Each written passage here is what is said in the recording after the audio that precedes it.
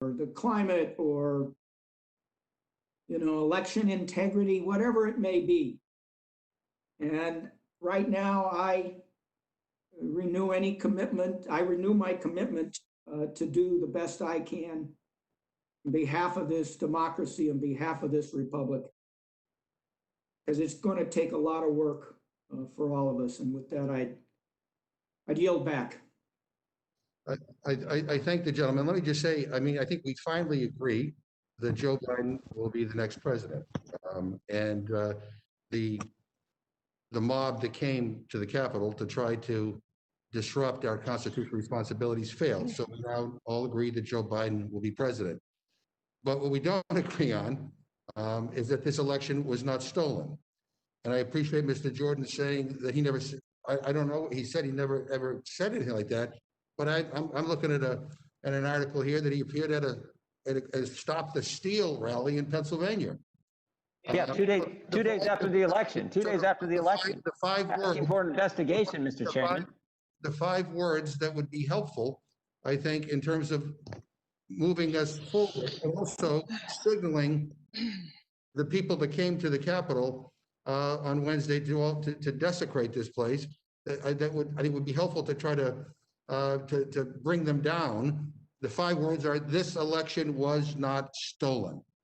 And I would appreciate if the gentleman would say those words, because those are the words that I think would send an important signal to the types of people that came here to do harm to not only members of Congress and staff and others here, but to desecrate this citadel dedicated to democracy and freedom. Yeah, thank you. Okay, well, I'll yield to the gentlewoman from Arizona, Mrs. Lesko. Thank you, Mr. Chairman. And before I make my comments and question, I just want to say that it's good to see our Representative DeSaulnier. I'm glad that you're back to health and that you're back in Rules Committee. I also am not sure what's, I also continue to pray for Mr. Hastings in his health. And Mr. Raskins, I continue to pray for your comfort, the loss of your son. And like all of us, we pray for the families of those people that were lost as a result of the breach of the Capitol. With that, I want to go to my formal comment and say, emotions are very high, understandably so. There's something that happened in January 6th that has never happened before in the history. And I think that everyone is upset, and rightfully so. But I would like to focus on the bill in front of us. And my Democratic colleagues have won the presidency. They have the majority in the House with the tie-breaking vote of Kamala Harris in the Senate. You have the majority vote in the Senate. And so I call on you to chalk up the win.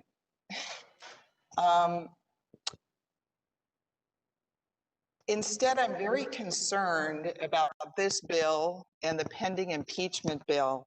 I really do believe that you pushing this is going to further divide our country, further the unrest, and possibly incite more violence. On this 25th Amendment bill particularly, I agree with Representative Cole. I mean, if you have faith enough in the Vice President to become the acting president, as you call for in this 25th Amendment, why don't you have as much faith in him to make a decision on the 25th Amendment? It just doesn't make sense to me. So I call on my Democratic colleagues. I do think we need to heal the nation. And you won, okay? You won the presidency. You have a controlling vote in the Senate. You have a majority in the House. Why continue this? It's just going to cause more divisiveness. I really honestly do not understand. I call on you to just chalk up your wins and let's move on. In like a little more than a week, President, Biden will be the president. So please, let's just move on and heal our country. And with that, I yield. Well, no, I don't yield back. I actually asked Mr. Jordan, since he was trying to say things and would get interrupted sometimes, do you have anything more you would like to say? You're not on. Again, no, I think the gentlelady's comments regarding trying to bring the nation together, trying to unify and move forward is exactly appropriate. I've said that now for several days after the tragedy and terrible events that took place at the nation's capital here. So let's hope we can do that, not further divide the country. It's tough to say you want to unify on one hand and then turn around and say that we're going to invoke the 25th Amendment or push the vice president to use the 25th Amendment, and then we're going to the following day impeach the president, and we're now down to just hours left in the Trump administration. So let's hope we move forward. I agree with the comments of Mr. Perlmutter earlier that we should be able to work together on things that matter to the folks that we get the privilege of serving, all the folks that we get the privilege of serving, those who voted for President Trump, those who voted for President-elect Biden. I do think it's important that we recognize, and we do an investigation, it's why we called for it.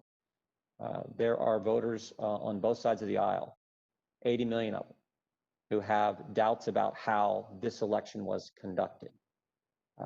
If for no other reason, we should investigate and look into this.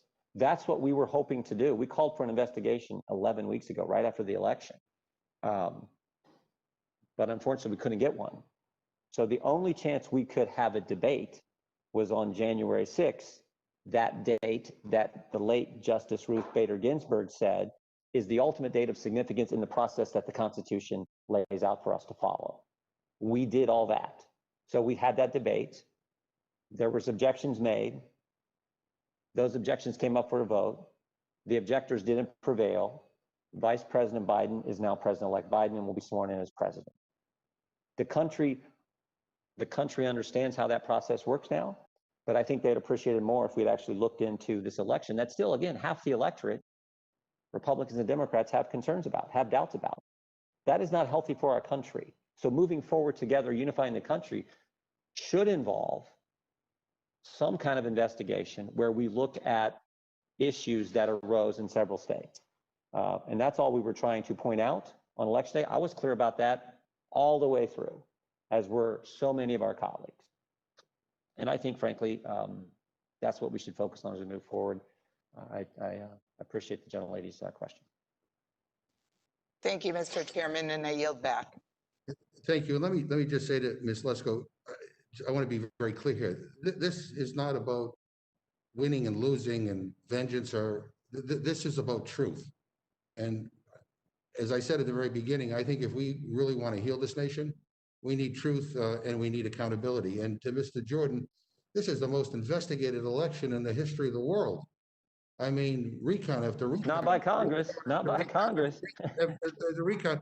And I've been one hearing in Congress. The reason why that there's a percentage of the American people that have doubts is because the President of the United States and the gentleman from Ohio and others have spent the last months saying that this election was stolen. And so I go back to what I said before, the 5 words that would be helpful for you to tweet or to say, whatever: this election was not stolen.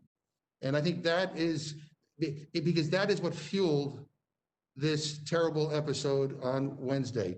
And by the way, the president continues to do that. I mean, you might want to look at his comments today as well. You know, we're still very concerned about what happens in the next few days. I'd now like to yield to the gentlewoman from Pennsylvania, Ms. Scanlon. Thank you, Chairman. And I want to thank my very dear friend, Mr. Raskin, for bringing this resolution forward today. As have many others stated, I very strongly believe that our country is in danger every minute that this president stays in office. If he had the character to do so after inciting this riot, he should have resigned. But clearly, he doesn't, and he won't. So the next quickest way to remove him from office where he can continue to do damage is for the vice president and cabinet to invoke the 25th Amendment. And this resolution is a resolution of unity, asking for the good of the country that the vice president take that action. These crocodile tears about, oh, there's disunity when the president and some of the people who are testifying here today have for months stoked false claims that the election, particularly in my home Commonwealth of Pennsylvania, that there was something wrong with the election, that somehow Trump actually should have received those votes. It's false. There's been no evidence presented. People have concerns because our leaders, because the president, because the gentleman from Ohio, because other people told them to have concerns. There is no reason for concern. There have been counts, there have been recounts, there have been court cases. Our Supreme Court in Pennsylvania, the US Supreme Court has weighed in here. You can't say there's reason for disunity and then say, oops, wait, now we want unity. I mean, this isn't about winning and losing. This isn't even partisan. I mean, the mob that came to Capitol Hill terrorized both Republicans and Democrats. Of the 6 people who were killed, it appears there were more Republicans than Democrats who've been killed. This is such an insane situation that we're in at this point, that we have fencing and soldiers all over the Capitol, that we have members coming down with COVID because it became a super spreader event, that there can't be unity around the idea that a president who incited a mob to disrupt a constitutional function and then refused to do anything about it, that president isn't unfit to serve the country. I mean, that's not a partisan statement. That's a statement of fact. So we would like to support the vice president, and if he's not considering it, to urge him to reconsider that he invoke the 25th Amendment for the good of the country, to prevent any further damage from being done between now and January 20th. And if he chooses not to do that, we've offered our support, then we'll have to take the next possible action available to Congress under the Constitution. And again, we would urge our Republican colleagues, some of them are already supporting both this motion and the impeachment motion. We would urge them in unity and for the healing of the country to join us, because there really isn't another rational solution. And with that, I yield back. Thank you very much. I'm now happy to yield to our newest member, Representative Reschenthaler. And welcome to the committee. I wish we had an easier matter to talk about than this, but anyway, welcome nonetheless. We're happy to have you. Well, thank you, Mr. Chairman. I truly appreciate it, and it is really an honor to be here. I just want to say that I'm very thankful to Leader McCarthy and for Ranking Member Tom Cole for placing me on the committee. It's quite an honor to be here, so thank you. As you were alluding to, it is an interesting committee topic to join for my first committee meeting, and I am disappointed that the first matter before us today and before me today is the one that deals with usurping the vice president's constitutional power and authority. I think that the Constitution is very clear. The ability to activate Section 4 of the 25th Amendment lies with the executive branch. Particularly, it lies with the vice president and the cabinet members who are vetted and confirmed by the Senate. Congress is only drawn in when the president disputes the declaration of incapacitation. So I think that we should respect the constitutional prerogative that's been laid out before us. I'm also incredibly perplexed that my Democrat colleagues are trying to force the hand of somebody who they clearly have faith in to run the country. Certainly, people have to recognize that by calling for the president's immediate resignation, they're also championing the vice president, obviously Vice President Pence, to lead this country. So if you have faith in the vice president, why wouldn't you have faith in him now to invoke the 25th Amendment if he felt that was necessary? Therefore, I think that the vice president's decision-making ability is very consistent with his constitutional responsibility, and we saw that displayed last week. I also just think it's time to look forward as we move ahead, both in our national discourse, but also with what we debate here, subject debates in the halls of Congress. I hope that we can move forward and focus on measures that unite this country rather than partisan ploys that are aimed at further dividing us. With that, Mr. Chairman, I do have a question for Mr. Jordan. Mr. Jordan, we've been talking about the election, whether people have faith in the election, and going back to 2016, we had a conspiracy theory that was a Russian meddling. Clearly a conspiracy theory. You had a large number of Democrats who refused to recognize that. In 2020, we have another conspiracy theory. We have members of our party unwilling to recognize that. I'm very troubled by the pattern that I'm seeing with our presidential election. Would you like to talk about 2016 and 2020 as they relate together? And I'll turn it over to you, Mr. Jordan.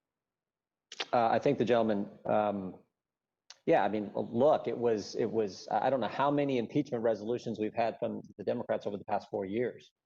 We had, I think, my memory serves me right, during the impeachment of a little over a year ago, we had 16 members on the Judiciary Committee, 16 Democrats, who were on record supporting impeaching the President of the United States before President Trump ever had the phone call with the president of Ukraine, which was supposedly the catalyst for the impeachment exercise we all went through. So this is just, it's been unfortunate, but since day one, I think it's interesting.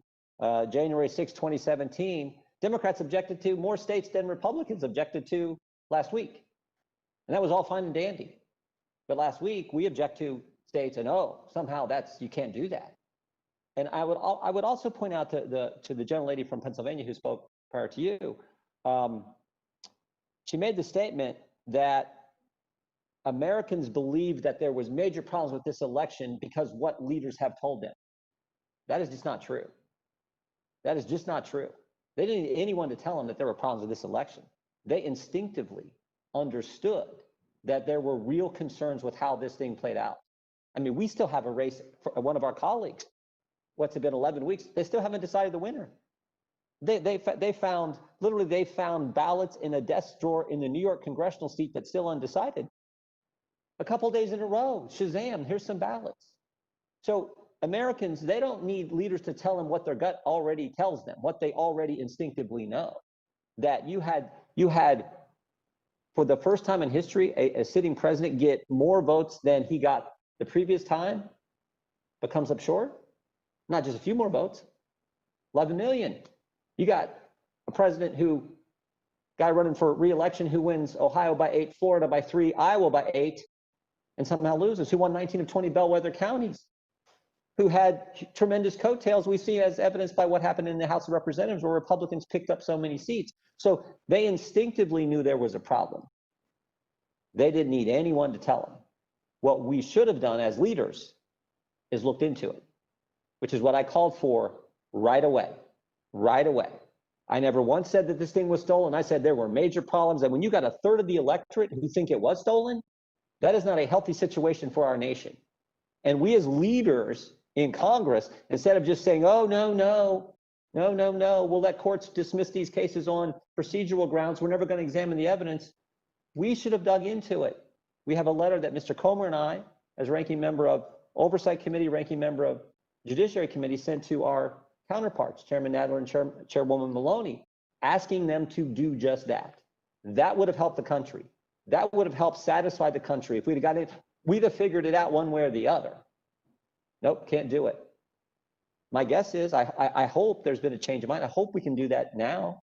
Talk about this, the concern. We put out a report back in September saying, when you go with mail-in balloting, there will be problems. And guess who we cited? We cited former Democratic President Jimmy Carter and James Baker, a bipartisan report that laid that out. Democrats don't want to look at all that. Nope, nope, can't do it.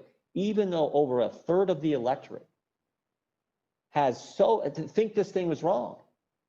That's the problem. So I wish Democrats for 4 years have been out to get the president. I mean, it started with, well, no, it started before he was even president with the investigation into his campaign in July of 16.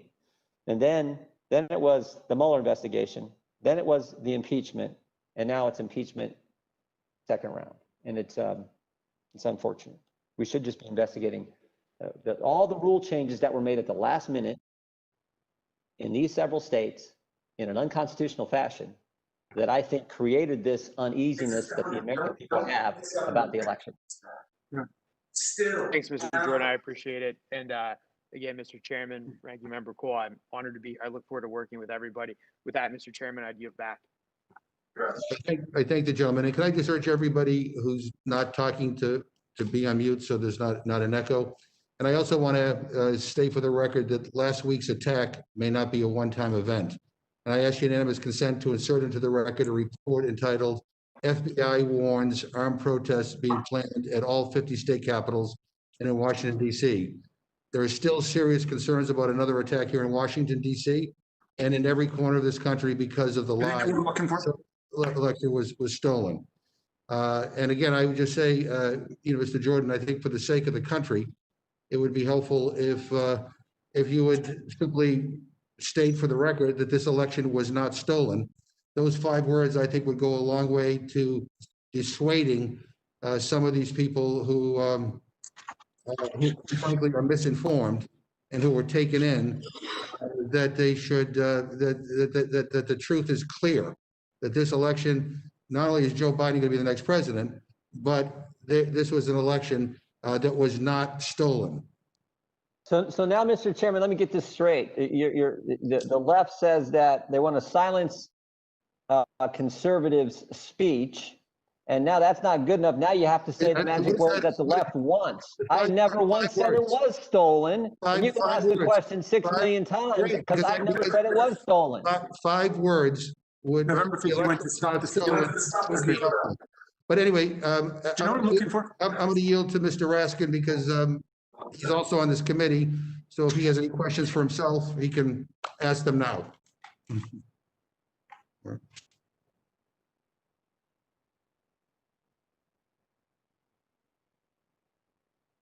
I don't think he's on. I think he's. Jamie, you have to unmute. Mr. Chairman, I'm afraid we've begun to hear repetition of the very same lies and deceptions about the election that got us into this nightmare in the first place. The Department of Homeland Security described this as the most secure election in American history. There were 62 different lawsuits brought against the election, asserting fraud, corruption, and so on. None of them found any fraud or corruption substantively. There was one suit that succeeded by the president, affecting fewer than 100 votes, but 61 of the 62 other cases were thrown out of court, not just on procedural grounds, as Mr. Jordan slipped in, but on substantive grounds. And I'm going to enter into the record a number of decisions by Trump-appointed judges who said that all of the assertions by the president were not grounded in fact or in law. And in case after case, you can see rejection and repudiation of all of the same things that we continue to hear said today, even after a mob of violent insurrectionists staged a gallows outside of the Congress and chanted, "Hang Mike Pence," even after they tried to force Mike Pence not to do his job. Even after 5 people are dead, we continue to hear these lies and slurs about the 2020 presidential election. Mr. Jordan takes us to task for railing against the lawless behavior of the president since he came into office. And I suppose I feel an analogous disappointment that he will go to the ends of the earth defending the lawless misconduct of this president. Is there anything the president could do that would cause Mr. Jordan not to defend him? But that's just a matter, I suppose, of personal curiosity. Look, when he says that the only rejection of their lawsuits were procedural. He is flat out wrong. And I'm going to have somebody count up all of the substantive rejection and repudiation of the very lies that are being told and repeated today. Now, welcome to the committee, Mr. Reschenthaler. It's wonderful to have you here. I want to respond to some of the things that you said. You began by asserting that this resolution usurps the powers of the vice president. And I suppose you know you're speaking in a completely hyperbolic way. If you look at the resolution, it doesn't usurp anything. All it says is that the House of Representatives calls upon Vice President Pence to immediately use his powers under Section 4 of the 25th Amendment to convene and mobilize the principal officers of the executive departments to declare what is obvious to a horrified country: the president is unable to successfully discharge the duties and the powers of his office, and to transmit such to the president pro tempore of the Senate and the Speaker of the House according to law, according to what the 25th Amendment says. Unbelievably, we're trying to get a dialogue going here, and our colleagues are accusing us of usurping the powers of the vice president. We are demonstrating the utmost respect for the vice president in telling him what we believe the situation is. And you know what? We are backing him up because he has come under ferocious attack from the right wing in the country, which was calling for his hanging last week. And we are backing up against those who say that he must blindly follow the will of the president. It is true that the vice president's role in normal times is to help the president effectuate his Article 1, his Article 2 plans for the country. That is the vice president's job. But the 25th Amendment contemplates a different role for the vice president. If the president is unable to successfully discharge the powers and duties of office, it is the vice president's role to convene a majority of the cabinet or a majority of a body set up by Congress to express and articulate that. We have come to that point, and that's all we are telling him to do. If you read through, Mr. Reschenthaler, the 25th Amendment, you will see that Congress is all over it. In fact, if we pass this resolution and the vice president takes us up on it and decides this is the best course, which we hope he will, the president might say, no, I'm perfectly fine. I can take it from here. He and the cabinet, again, can overrule the president, and then it would be up to the Congress to vote on it. So Congress's role is contemplated to be central. I mean, no one is more central than the vice president, who is the key actor, but Congress is clearly involved, and we are being extremely respectful of the vice president's role in asking him to articulate what the country has recognized, which is we have been brought to a point of crisis and danger. And finally, the extreme right-wing websites that echoed the president's call to come to Washington because it would be wild in protesting to try to stop the steal.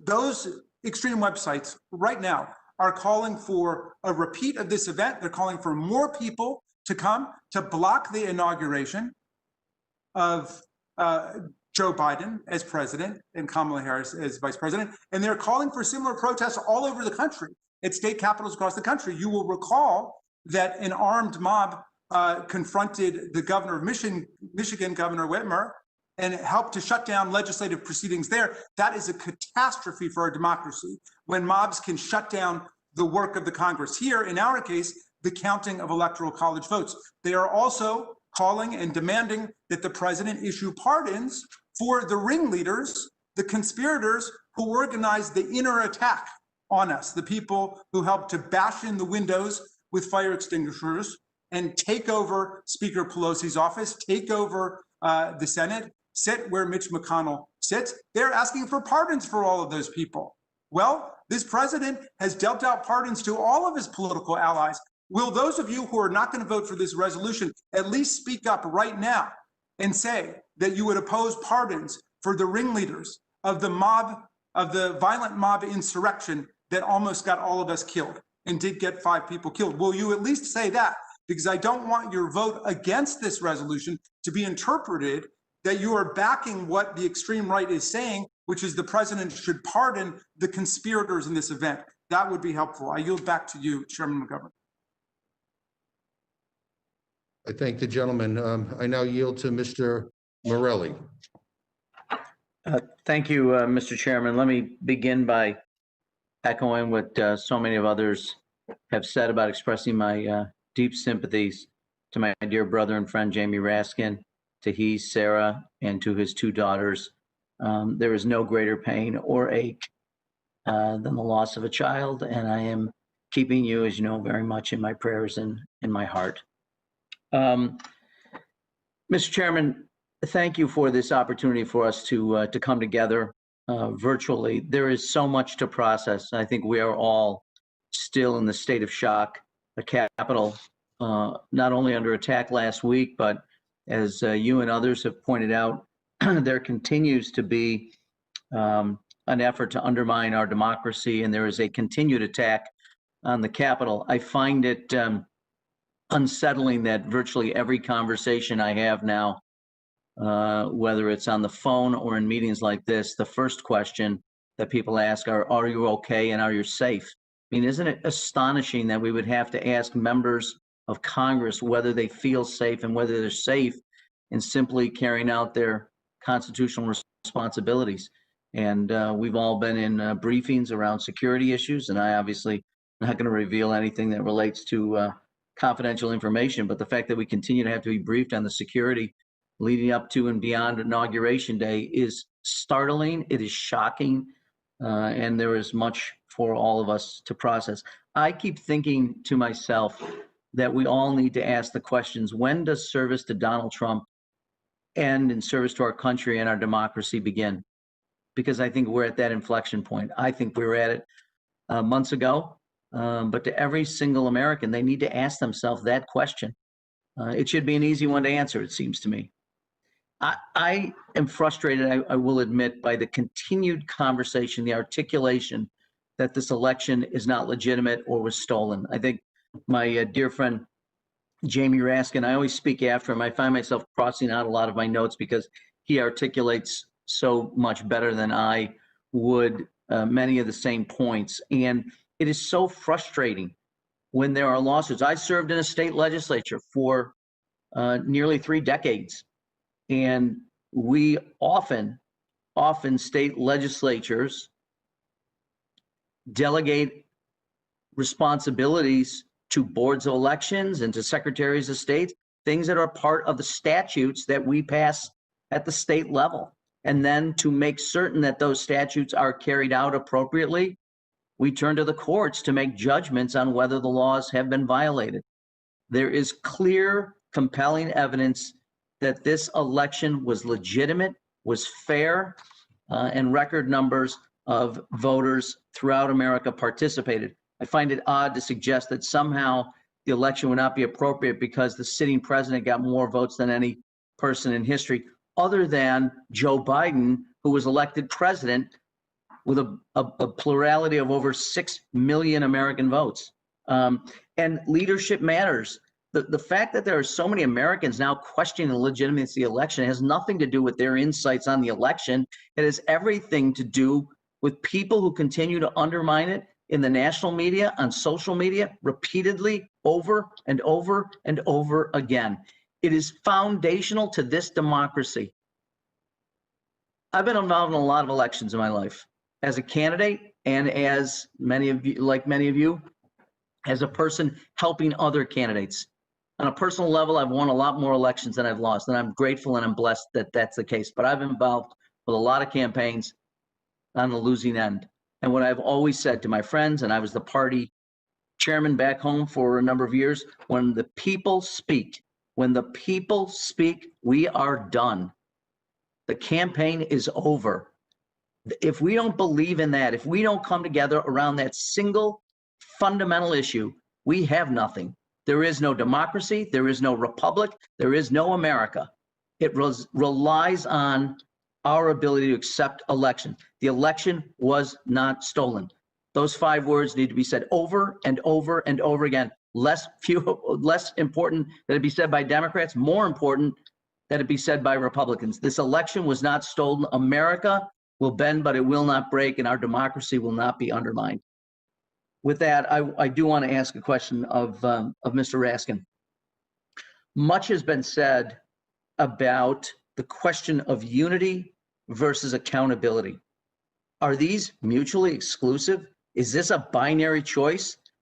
that we're left with the question that the only way we can find unity in America is by not carrying out responsibilities for accountability and oversight. Is that the choice that we're left? Is there no way? Is ensuring accountability in your mind foster further unrest or incite violence? Or can we as a nation both heal and unify and still hold a people accountable for their actions? Mr. Morelli, your question fairly answers itself, and I want to thank you for your eloquent insight in putting this directly on the table. And I think you're echoing the chairman here, who also said that we need to have unity and we need to have reconciliation, but it is through an honest assessment of what happened and accountability for those people who committed crimes against the United States government. You know, those people who injured or killed other people, those people who pilfered and destroyed government property, those people who attacked federal officers, all of them must be held to account under the law. And if there's any member of this committee who disagrees with that, I would gladly yield to them to explain why they think people should be able to get away with this attack on America that we just experienced Wednesday. But having said that, and I'm not seeing any of my colleagues gesture, but having said that, obviously we need to heal. My family, Mr. Morelli, suffered the loss of a child, and I know you, Mr. Morelli, have suffered a similar terrible, terrible misfortune. There are now hundreds of thousands of families in America who lost a family member in 2020 to COVID-19 as that terrible disease spun out of control under the lethal negligence and recklessness of people in government, as well as a lot of propaganda and disinformation about that. And I don't think we can tiptoe around that reality either. There was a lot of propaganda and disinformation from denial of the reality of COVID-19, which still persists in some places, to asserting that you could, cure yourself with injections of bleach and so on, to continued, disinformation about the vaccine and so on. So we've got to get back on the high road there. But we have millions of people who are mourning family members who died of COVID-19, who died in the opioid crisis, who died of gun violence. Our country is hurting. Our communities are hurting.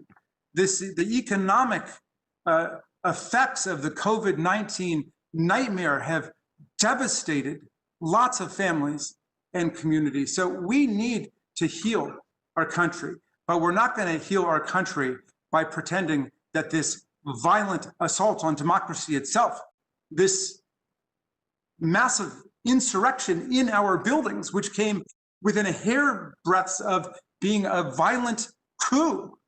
We're not going to get anywhere as a country if we deny that. This is what we need an investigation into. We don't need another investigation into the electoral results in Georgia or Pennsylvania or whatever. We've got dozens and dozens of cases. We have more than 88 judges who have rejected all of these claims. In fact, one of the things that kind of struck me about what we were trying to do on January 6th, before the mob got in, was that although there were repeated invocations of the discredited Article 2, Section 1 argument that found no favor in any court in the land, there wasn't any attempt to put any facts on the table about any corruption or about any fraud. So the rhetoric is all about corruption and fraud, but there's no evidence even attempted to be offered. They go back to this extremely formalistic, legalistic argument about Article 2, Section 1, which no court in the land has accepted, including the Supreme Court, which has 6 Republican nominees on it now, and which President Trump said needed to be embellished with another Supreme Court justice as quickly as possible so they could rule on it. And everybody in all of the courts simply rejected that argument. There is nothing there. So I think at the very least, I hope all of us will repeat what the chairman of the committee is asking us to repeat, which is this was not a stolen election. This was a valid, honest election. But we did experience something real for the first time since at least the War of 1812, which was a violent, mob, insurrection, and attack on legitimate authority in the United States of America. And I hope that every member of this committee will at least perform the mental thought experiment of turning the political parties around and imagine that the president that you dislike the most of the opposite party coaxed a mob, advocated to a mob, incited a mob to commit these kinds of acts. And would you really be saying that that president should remain in office, even if it is for one more day, much less 8 or 9 days, when a lot more damage could still take place? So that's where I am, Mr. Morelli. I appreciate very much you're saying we are all still in shock. We are all still in trauma. And so, forgive us our trespasses if we are not thinking clearly. We have to do our best to keep together. And I thought that this resolution was something that would be unifying for Congress, to get all of us together, not to transfer power to Joe Morelli or Nancy Pelosi, but to transfer power to Vice President Pence under the 25th Amendment of the Constitution, Section 4. Well, I appreciate very much the answer. I do find it ironic that it is not divisive in some people's mind to question the election, but it is to question the insurrection. And let me just finally, Mr. Chairman, on the question of the resolution itself and whether this is an overreach, we often articulate the sense of Congress on critical issues facing this country and this nation. There is nothing that we do today, and that hopefully we'll do on the floor later, that is inconsistent with our powers, Article 1 responsibilities. We're not directing anyone to do anything. We're simply expressing our belief that the 25th Amendment ought to be invoked, that it is in the interest of the American public and the interest of world security, that this is in keeping with our Article 1 responsibilities, and that we believe that there are clear and present dangers to this country. And so I think the resolution is completely in order, and I will give it my full-throated support. And with that, I yield back. Thank you very much. And I now want to recognize our friend from California, Mr. Sanye, and I want to join with Ms. Lesko in welcoming you back to the committee. You've been in our thoughts and prayers for the last several months, but you look great. We're thrilled to have you back. And so welcome back, and the floor is yours. Thank you, Mr. Chairman. Thank you for your kind words. To the ranking member, thank you as well for your support to me individually in the last year. You're good people, you're good men, and although we often disagree, I have nothing but respect and affection for both Chairman McGovern and Ranking Member Cole. For my colleague, Jamie Raskin, the admiration I have for you in your presentation today, what you've been through, and most importantly, the grace and the responsibility that you have demonstrated in your job and in your personal life, in your wife and your family, having had behavioral health history in my family. I know how difficult this is, but I also know the road to recovery in this instance, which I'd like to talk about more in another instance, is honesty. And that what happened to you, as tragic as it is, as a tragedy that happened to my family, is part of a life. And the way to recovery and healing is accepting that and helping other people to not go through the tragedy that you experienced. So thank you so much for being who you are. And today, we both history buffs. America is filled with providential people and providential moments. And you and this, in my view, will go down in history as one of those moments. So thank you so much. To Ms. Lasko, thank you for your comments. And just briefly, I can't help but say with all affection, respect, and honesty, how incredulous I have been since Wednesday. And I am more now. I think I am someone who tries to listen, is even-handed and even-minded in my discourse, and really attempts to understand and be empathetic towards my colleagues who have a different perspective on an issue, or indeed often in life. What we are talking about today, why we are here today, although there's lots that experts and we will reflect on, of how this happened and how we got here. But we wouldn't be here with this resolution in the Rules Committee today if not for what happened Wednesday. And in my view, and very clearly and obviously, the president's role in what happened Wednesday, that he clearly, to me, uncontestedly, on Wednesday, incited a riot. And he organized and invited people, saying it'll be wild. You've got to be here. His comments incited what happened. He incited insurrection of the United States. And what he had in mind was to prohibit us from having the debate and the vote in the United States Congress to certify a presidential election that had been reinforced through the court actions, as Mr. Raskin has said, over and over and over again. That was his vehicle. That was your vehicle to contest the election. And prior to that, it was to compete. And all of us have competed. I have no doubt in my mind, and I know others don't have this perspective, but if this president is given another opportunity, he would avail himself to undo what happened in this election, to ignore the Constitution, and in my view, install himself, much like the president of Russia, for all intents and purposes, for the rest of his life. That's my view. I think in those circumstances, for myself at least, and for many of my colleagues, we have to take what measures we can under the Constitution to hold him accountable. Completely agree with the accountability for everyone involved, but first and foremost him. And this, unfortunately, as weak a tool as it is one of our remedies. And I think the speaker is doing it in proportion, at least in proportion, given the tools we have. So let me just conclude by saying, I know about, I've learned this past year, having been on a ventilator for 4 weeks, having had doctors in ICU tell my 2 sons that I would not survive, that I had perhaps a 10% chance of surviving. And sitting here today, I think I know something about health and how you heal and the fragility of life. And unfortunately, today, the fragility of our democracy. We can learn from history.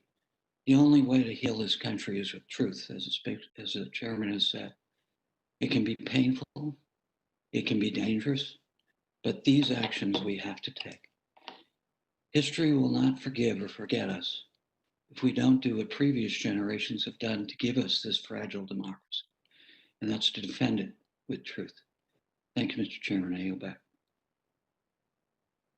I thank the gentleman. I thank him for his eloquence, and again, we are thrilled to have him back in the committee. I now want to yield to one of our newer members, the gentlewoman from North Carolina, Ms. Ross. I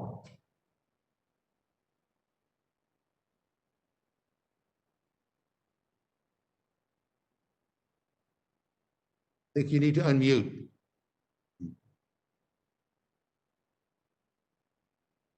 No, we can't hear you. Down at the bottom of your screen.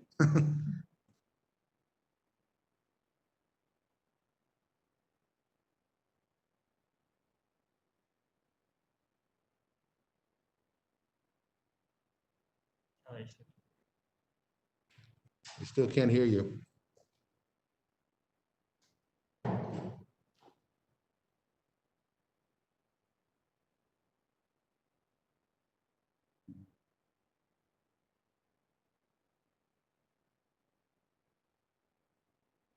Let's see. It says she's unmuted, but there must be something else going on. Yeah. Really-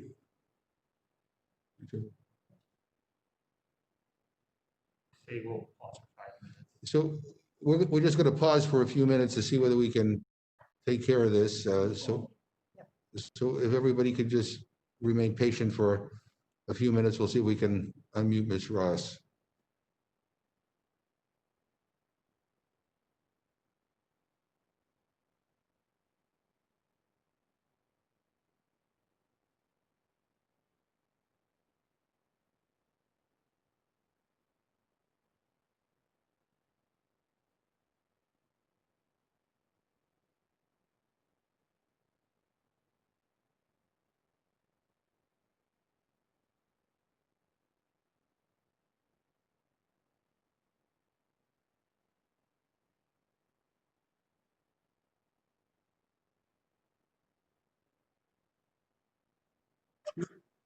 Mr. Chairman, Yes. could I use this as an opportunity to introduce two decisions into the record?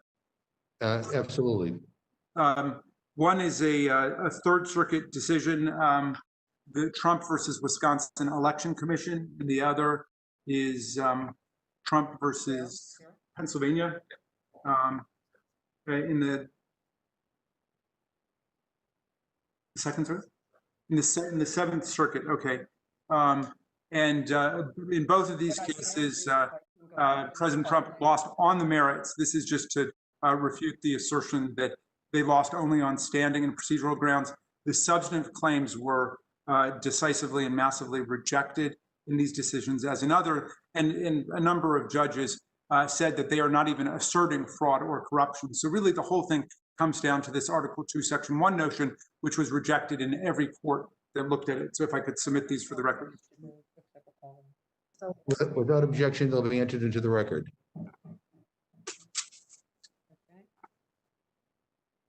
Mr. Chairman, can you hear me now? Yes, we can. So I'm now happy to yield to the gentleman from North Carolina. Well, thank you very much, and thank you for your patience with me in my first committee meeting. It's an honor to serve on this committee and get to know the rest of the members. And to Congressman Raskin, my heart goes out to you, and I am so in awe of your strength and your courage, particularly during this horrific week for all of us. And so thank you for your leadership. And I will be honored to support your resolution. I didn't think I was going to have this first week in Congress, as my colleague probably didn't think either. And it's been a tragedy for this country, and we will have to heal. But before we can heal, we have to take our roles very, very seriously. This resolution is about whether or not the current president can exercise his duties in a responsible way for the rest of his term. It's a forward-looking resolution based on two things: how he behaved in the past, which I think we all can agree was in violation of his duty to this country and in violation of the safety and the sacredness of this Congress and this Capitol. He incited violence. There is no question about that. We have only his words to look at. The question now going forward for this resolution is whether he should remain in office for the rest of his term, or whether the vice president is better suited to close out the presidency. And I think without question, particularly because of the admirable performance of Vice President Pence on January 6th and into the morning of January 7th, he is much more suited to carry this country through the next week and into a next presidency. What we do not know is what Donald Trump will do in the interim. And that is the reason that we are calling on the vice president to take action. We simply do not know. What we can do is look to the past, where we have seen him incite violence, use untruths to try to undo an election that clearly he lost. But what he might do going forward is the fear. And that is why we need to take action. And that is why we need to show the support for the vice president and the cabinet in taking action. Now, we've heard from press care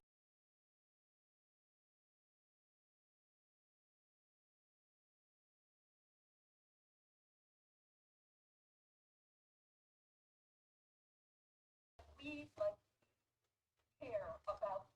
Okay, we do have a brief video real quick that I want to show you guys. It's been a while since President Trump has kind of spoken to any reporters, so I'm going to bring that up for you real quick. It just happened probably like 30 minutes ago or less, and I'm going to bring that up for you right this minute.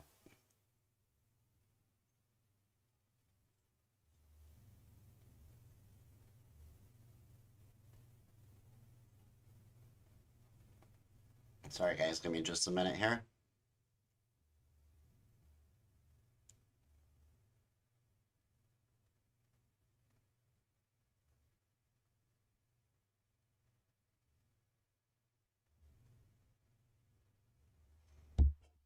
Well, for some reason, I'm not able to pull the video.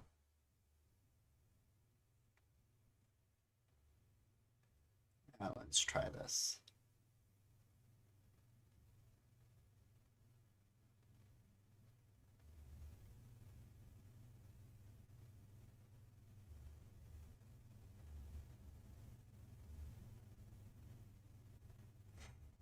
Nope, it's not going to work for me, so we'll get back to the live broadcast.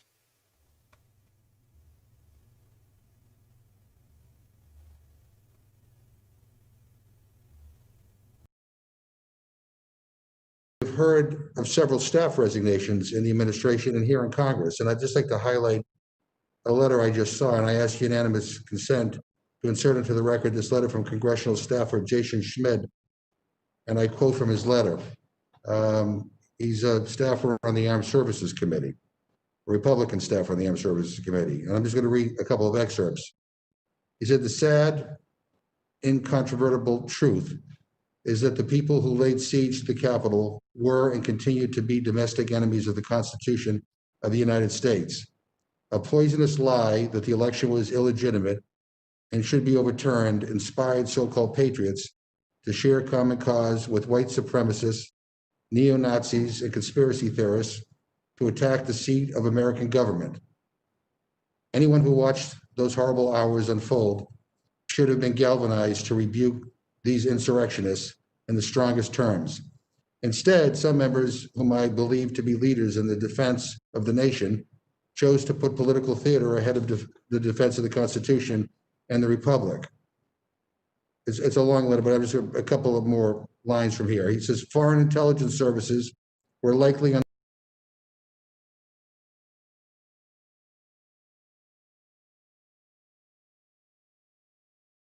As you know, we've completed the wall. They may want to expand it. We have the expansion underway. It's been tremendously successful, far beyond what anyone thought. We're stopping in large numbers the drugs coming into the country for many, many years and decades.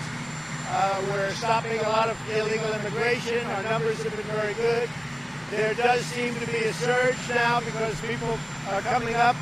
Some caravans are starting to form because they think there's going to be a lot in it for them if they're able to get through, but we're able to stop it. The wall has made a tremendous difference. I think some of you are coming with me, but the wall has made a tremendous difference on the southern border. As far as this is concerned, we want no violence, never violence. We want absolutely no violence. And on the impeachment, it's really a continuation of the greatest witch hunt in the history of politics. It's ridiculous. It's absolutely ridiculous. This impeachment is causing tremendous anger, and you're doing it, and it's really a terrible thing that they're doing. For Nancy Pelosi and Chuck Schumer to continue on this path, I think it's causing tremendous danger to our country, and it's causing tremendous anger. I want no violence. Thank you very much. Thank you.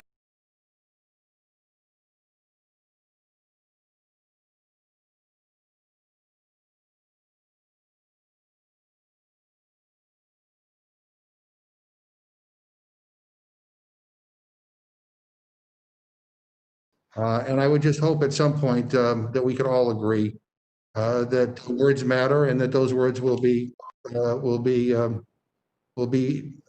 reiterated by everybody, Democrats and Republicans. Does any other member of the committee wish to ask a question? Seeing none, I would like to thank our witnesses for their testimony. You are now excused. Are there any other members who wish to testify on H-Res 21? Seeing none, this closes the hearing on H-Res 21. Without objection, the committee stands in recess, subject to the call of the chair.